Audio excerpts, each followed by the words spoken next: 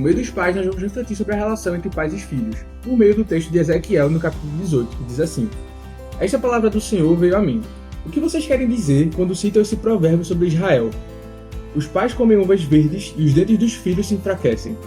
Esse texto reflete uma crença que existia na época de como os pecados dos pais passavam para os filhos, que é uma crença que, querendo ou não, ela é errônea. Por quê? Porque existe uma grande inter-relação entre a vida dos pais e dos filhos, os dois se influenciam muito mutuamente, porém não é uma relação de passar os pecados. Isso é corrigido mais para frente, né?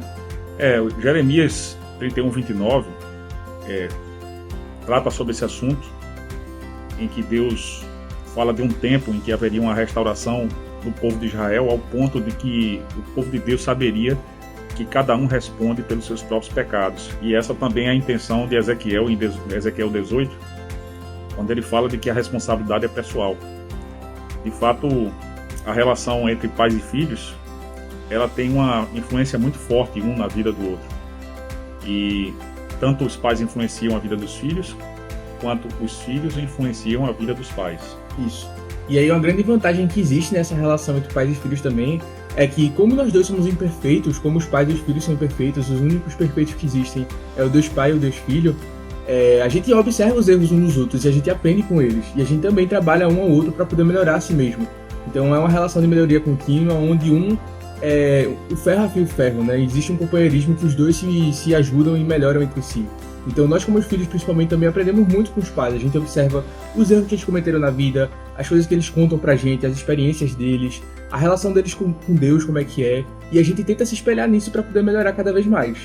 E a gente, como pai, também aprende com os filhos. Eu, por exemplo, aprendi muito com os erros dos meus filhos.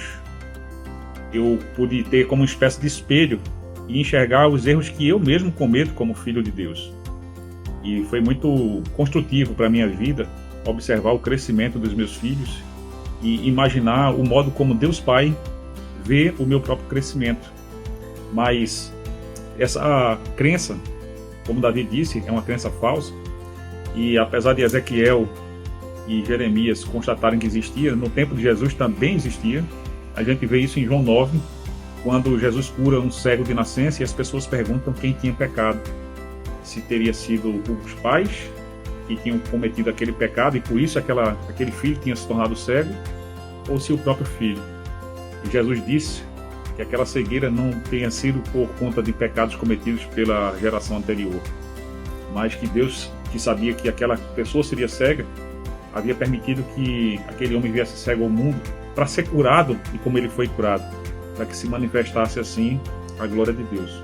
E como Davi disse, a gente aprende uns com os outros, mas com a palavra de Deus a gente também aprende que a responsabilidade de cada um é pessoal.